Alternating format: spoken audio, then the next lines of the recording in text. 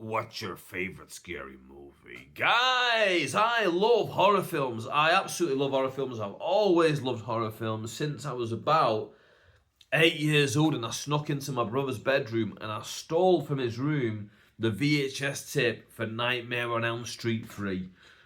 Like, I knew I wasn't allowed to watch that film. I knew my brother wasn't really supposed to watch that film, but once I found that out, I had to know what was on that VHS tape. I guess kids nowadays probably don't get that same feeling as much because now everything's just on streaming and stuff like that.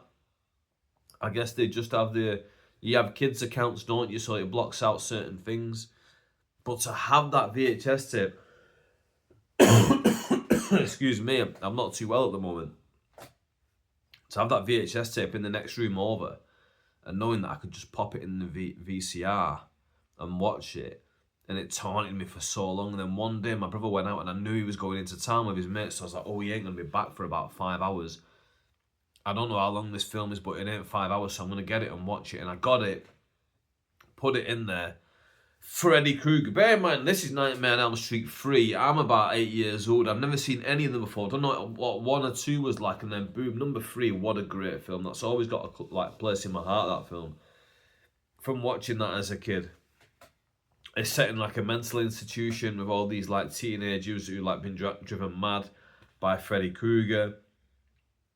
What a film. I subsequently went back and I went and watched like all the Nightmare on Elm Street, and now there's about 42 of them, so like it's way out of control. But number 3 for me, always going to be the best one. But tonight, Scream 7 releases, and I've got conflicting feelings about it because, like, let's go back to the beginning of Scream. Scream 1 again, that came out in '96, around the time I would have watched that film, full enough. And it just revolutionised horror movies. Now, I didn't know that it was revolutionising horror movies the first time that I saw it when I was about 12, 14, whatever. But that first scene where you got the ghost face and it's like, do you want to play a game? And he's going through the quiz questions and all that. And then there's a girl by herself and she's the most famous person in the film. She's on the poster and she dies in the first scene and you're like, whoa, what is this? You're not expecting that whatsoever. You just completely flip the script as you go through the film, like the relationships between the characters, the friendships, etc., etc.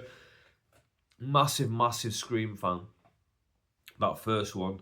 Can't get enough of it. I've probably seen it about 100 times as a kid. I remember once I was skipping school for like, I don't know, 2 weeks to keep telling my mum that I'm sick. No, I'm actually sick today. And I watched it every day. I think I've said this before on the pod. Anyway, so that Scream 1, great. Then Scream 2 comes along and now she's at uni, the main character. She's survived the first. Now the killers are back. Oh my goodness, who is it? Because the killers from the first one, they're gone. Who's going to be the second one? I love that element of horror movies. That whodunit kind of thing. I think the perfect one is like probably those late teens to uni students ages, and then a whodunit on top of it. I want to guess who the killer is. Now with Scream, they've kind of ended up dragging it out a little bit. Scream 3, I thought was a little bit too much. I felt like they kind of took the mick a little bit with the reveals who the killer was in Scream 3. Then Scream 4 came around and was an absolute flop. I was really looking forward to that. I was in uni at the time when it was filming. And was it Hayden Panettiere who was in it? Who's like one of the Klitschko brothers or whatever. I'm really looking forward to it. Flop movie. I've watched it maybe 2 or 3 times.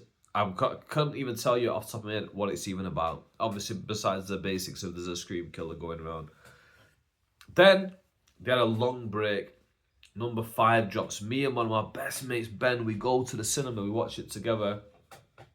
Ben falls for jump scares, and there's no one better to watch a horror movie with than someone who falls for jump scares, because something happens, he's like, ah! He's like that, jumping around, and I'm laughing, and it really helps me to like focus in on the film, because I'm like, okay, I cannot wait for like who's coming next, or what's happening, and you kind of feel like you're one of the characters being like, you need to look around every corner and all that kind of thing. Because I know Ben's going to jump at every little thing, right? Then we went to watch number 6. I think, was it me, him and Davis went? I can't remember specifically, but a few of us went to watch number 6 for sure. Maybe it was just me and Rick. I can't remember on that one. But yeah, some of us went to watch number 6 then. Enjoyed it. They kind of relaunched it with number 5. Like, they kind of got these new 2 sisters as the main characters. Jenna Ortega was one, and I can't. Is she called Barrera? Is that her surname? The second girl. Anyway, 5 and 6 really launches this new Scream, and then just before number 7, they sack her. They sack her because she's publicly come out and said things in like favour of Palestine, I think she said. So now, you spent 1, 2, and 3 built a really good franchise. Number 4 was a flop, so you relaunch it with number 5. And as you relaunch it with number 5, everyone's well into it. You get into number 6. As you're about to get into number 7, you drop the ball. You drop your main character. So Jenna Ortega then goes, well, I'm really busy, actually, so I can't do it. Funny enough, around the same time as the first girl was sacked. So then, Scream for me has lost all of its momentum. It's lost its appeal a little bit, and it's also, firing her for coming out and speaking about what she spoke about. You kind of question why they would do that. You know what I mean? So either way, Scream 7's coming out. Will I be watching it tonight? No, because I'm sick. I'm not very well. I'm going to try my best to make my way through this pod for you.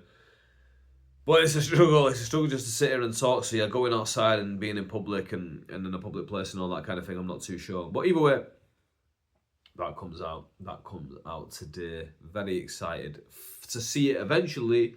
But will I pay to see it in the cinema? I don't think so. Will I watch it on the streamers eventually? Probably. Yeah. I think that's what I'm going to do.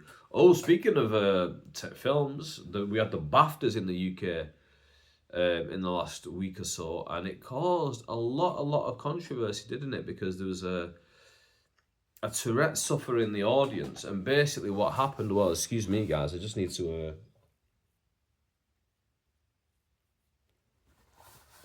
I had to grab a tissue. Felt like I had a bit of a drippy nose coming along. Yeah, so there's a guy with Tourette's in the audience, bless him, and there's 2 black guys on stage. I think one was Michael B. Jordan. I'd be honest, I didn't really watch the footage, but I did see the little tiny clip of where he shouts it. And he shouts the N-word while 2 black guys are on stage. And I'll be honest, I was actually really conflicted when I saw it, because first of all, right, let's just call it what it is. 2 black guys on stage have the N-word shouted out, and that's not good whatsoever. I mean, what is this, the 50s? Like, that's just it's not on. Let's just be completely frank about things. It's just not on, right? But who's shouting it? It's someone with Tourette's who can't really control themselves. Now, what is Tourette's? Tourette's people often will shout things that are inappropriate to shout. Their brain tells them, shout this thing because it's inappropriate to say it. And obviously it's a very inappropriate thing to say, and I don't think anyone will agree with what he said. But the fact that he can't control it, and the fact... So he knows that word's bad, but it's in the back of his mind to know that it's bad, and then he shouts it in that moment. You can't really blame him, because he's not chosen to say that, and I don't think him knowing that word is indicative of him holding racist beliefs, because obviously we all know that word, and I wouldn't count myself as racist whatsoever. So then you go, okay, well, why did it air then? Because it wasn't live, I believe. I believe it was aired on a delay and it was edited. So if you had the chance to edit it, why didn't you edit it out? Like, that to me is the main issue. Why was this not edited out? Now, you could say he's got Tourette's and we should spread awareness of things being shouted out. And I agree with that to a degree. But when you're shouting out something that's a racist term to 2 black men, I don't see the reason why you would keep it in, to be honest with you. I remember when I was at uni, actually, there was a kid there, and he had Tourette's. I think he'd kind of got it under control by this point. And I'm pretty sure he was in a show when I was in school about Tourette's, where he used to shout like 9/11. He used to shout like 9/11 in class, because that's what his brain would tell him to say, because that was the inappropriate thing to say. So I guess it's hard, like, I don't blame the guy for saying it, because again, I don't think, it's just his brain knows that word, and his brain has told him to shout it at that moment. I don't think he's racist whatsoever. But again, it's not ideal, and I completely understand why anyone would be offended by it, because it's not something that you want to hear, is it? I guess if I was on stage and someone shouted the P word, I'd be like, well, I get that you got Tourette's, mate, but it still doesn't make it ideal for me. And I guess it's the kind of situation where there's no winners, just everyone comes out as a loser from this situation. It's quite disappointing in that aspect, isn't it? That not such a big occasion that would happen. Anyway, right, let's talk about something more positive. Do you know what? I was actually going to talk about this. Vinicius Jr. He was racially abused apparently last week. We don't know for a fact, so I'm just going to throw out apparently there. I believe him, to be honest with you. Why is Prestiani, that football player, pulled his t-shirt over his nose to hide his mouth while he says something to him? Vinicius Jr. tells the referee, hey, he's been racist to me. Will we get a resolution for it? I don't know, but I don't think Prestiani's PR's doing any good, is it? Like, he ain't coming back from that. I don't think anyone's ever going to agree with him ever again now after this incident. And it's awful. Like, all he did was, like, Vini Jr. scored a goal and danced, and people were like, oh, well, he taunted the opposition. Does that count as taunting the opposition? He just danced like... I remember I used to be an Arsenal fan, and Jesse Lingard scored against Arsenal, and he danced there, and he even put a thing on Instagram where he tagged it, not as the Emirates, but as like dance floor, a picture of him dancing after he scored there. And I didn't want to go and racially abuse him, like, so I don't know whatsoever. Anyway, let's talk about something good. Yeah, let's talk about my last gig that I just did. I gigged in a place called Exton in Chorley. Never heard of it before. I thought it was called Euxton, to be fair, because I'd seen it on the train boards, but never heard of Exton. So, like, when I got there, I was like, okay, it's Exton, is it? And I travelled with Jack Kelly. Me and Jack, we've been friends for years now, since about 2018. Funnily enough, that next day was like that 8-year anniversary of the first time I ever met him. Or would it be 8 years? 2018? 2019? 2019, yeah, so 7 years. Wait, he's 27? I can't remember, I'm lost here. Yeah, 7 years anyway. Either way, we travelled down there together. Now, me and Jack don't get to see each other, and I've said the same thing before, like, this is what happens when you stand-up comedians and you're in the kind of same place, you're going for the same kind of gigs. Jack's a road dog, man. That's one thing I'll say about Jack is working hard. Jack, I'll see him and he'll be posting online. He'll be travelling all over the place for spots. He'll be travelling down south, Midlands, local, whatever. And he's going about doing what he can to go and get more stage time, go and get more awareness on him and all that kind of stuff. Build as a stand-up comedian.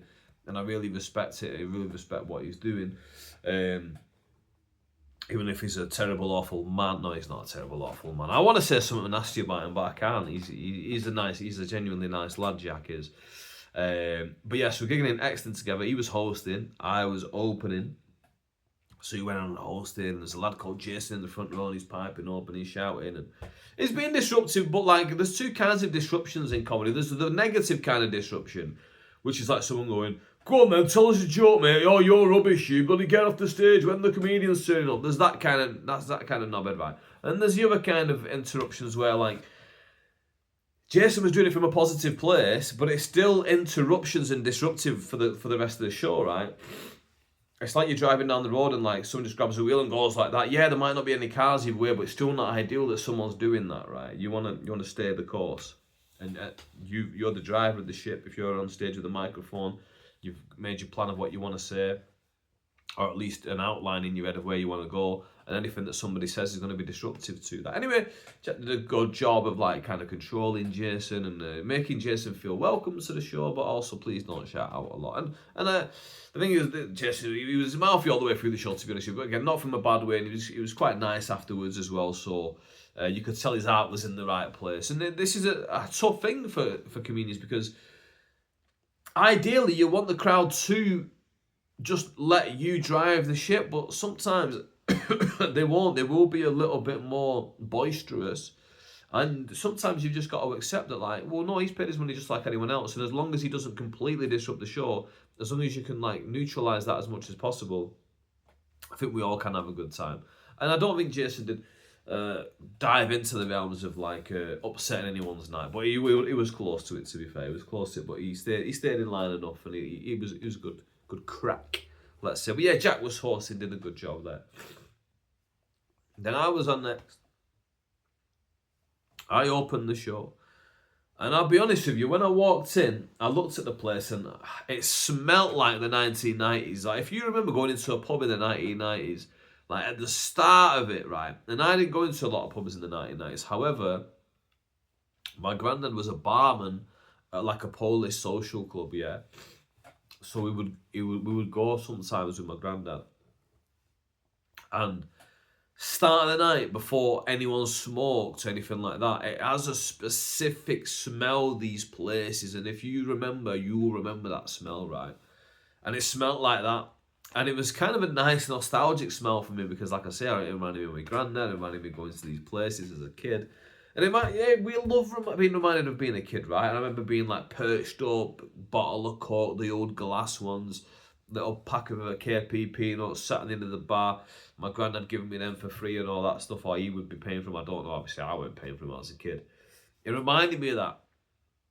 But at the same time, I was looking around the room and I was like, might be a tough run around this one. But it weren't. They were completely lovely. And I had a really fun time to the point where, I'll be honest with you, I actually overran a little bit. And I hate overrunning. I really hate overrunning because, especially when you're early in the show, you delay everything. Luckily, I only overran about like a minute and a half. But still, you want to underrun, not overrun. So yeah, that was Exton, sorry. Fun crowd. And then as you're walking out, people are, slapping me and Jack on the back, going, "Oh, good stuff, lads, really enjoyed it." It's nice. It's nice that because like I say, a lot of comedians will look at that and go, "Oh, this is not an ideal environment. Like, there's boisterousness in the crowd." But it was good. It was good. It was run by Louis Morrison. I've discussed him last time. Did a give him last week as well, the week before. And he's, you know what, his gigs are getting better and better from my experiences of going to his gigs, and that's all you can ask, isn't it? Is that he always makes them better and better each time. My next gig is going to be in Wigan at Fatbird. Now, I don't know where Fatbird is in Wigan. It's quite an interesting name for a place, but it's for the Frog and Bucket Comedy Club. So this, for me, it's quite a big gig in the sense of, like, the Frog and Bucket is the place where I'm trying to think of the best way to describe it for people. The Frog and Bucket is kind of like your dad has divorced your mum because your mum has cheated on him, and you're trying to have a good relationship with your dad. And he doesn't hold anything against you personally, but he's also not very warm to you, and like you got to prove yourself a little bit. That's what it feels like with like comedy clubs. It kind of feels like you got to prove yourself. And they don't owe you anything, so you want to do the best job possible, so they think highly of you. That's kind of where I am with it. And the Frog and Bucket is the place that I want to be with. Maybe a potential partner. Maybe that's a better way to describe it. Like, you look at them and go, "Wow, they've got all the attributes that I like in a human being. I really want to be with this person," and then they just like don't really know that you exist, and you got to kind of prove yourself over and over again. And I like that. I do like the chase. The thrill of the chase when it comes to these comedy clubs. So this is my chance. This is my first time they're giving me 20 minutes. So I'm going to do 20 minutes at this satellite venue for them. And hopefully it goes well and, helps to foster a better relationship between me and them. But I'm really looking forward to it. Wigan's local. I like gigging in Wigan. So it should be a good laugh. Which is kind of the least you expect, isn't it? For a comedy night, a good laugh. Last week as well, I also went to For the Love of Wrestling, which is what's made me sick. I think I'm pretty sure this is what's made me sick, because I was all right last week, and then I went to For the Love of Wrestling, where I ended up caught in the rain, stood outside, wet, cold. You go to For the Love of Wrestling, which is in Boulders in Manchester. It's like a massive warehouse. And you're just surrounded by loads of people. So you're picking up all their germs and all that kind of stuff. I only went to meet one person. I went to meet the wrestler Kevin Nash. I looked around. I found where he was sat. And he wasn't at his desk. And I thought, okay, maybe he's on a break or something. So, I get it. He's working. You can't just sit there all day, can you? So, fair enough. I walked around. I saw Che Burnley of alternative black cabaret comedy. And I really like Che. He's a lovely lad. He's booked me a load of times for the Alternative Black Showcase in Edinburgh, which I really appreciate. And We've never really gotten to talk outside of comedy for an extended period of time. So when I bumped into him, we chatted for like 20 minutes. We just chatted about what's going on and how we're both doing at the moment and the wrestling side of things, etc., etc. So that was fun. I walked around, there's some wrestling cards there. I love me wrestling cards, wrestling figures there. You know, anything wrestling, I love it. Old VHS tapes, old magazines. I'm looking around and I'm thinking, oof, on the wrong day, I could spend a lot of money here. But luckily I controlled myself. I bought one thing, it was a Masato Tanaka £5 autograph wrestling card, he'd signed it. Then I went and met Kevin Nash. He signed both my wrestling belts. Not the cheapest, £50 a pop, but you know what? It was worth it for the experience. I think everything all in cost me about $150, transport, entry, 2 autographs, that autograph card there. So $150 for all that and the experience. It was cool. Nash himself, I think he was mid-flight, let's just say. So interaction-wise, it was a little bit more difficult that day. Although coming up is the WWE Elimination Chamber pay-per-view, which is a really good one. It's like 6 men in a cage, and I think there'll be a women's match, 6 women in a cage. The rest of the show will be good as well. But it's a really fun one to watch if you're a neutral fan. It's the kind of match that you can watch and be like, okay, I get what's going on there. Because it has like a game show kind of vibe. And do you know what, guys? With that, I'm going to call it. I'm going to call this one. It's going to be a very short pod this time because I'm not very well. But I thought, do you know what? Better to come out here, do a pod for you, for anyone who is interested, the people who message me all the time and drop comments and all that. I really appreciate it. If you made it to the end,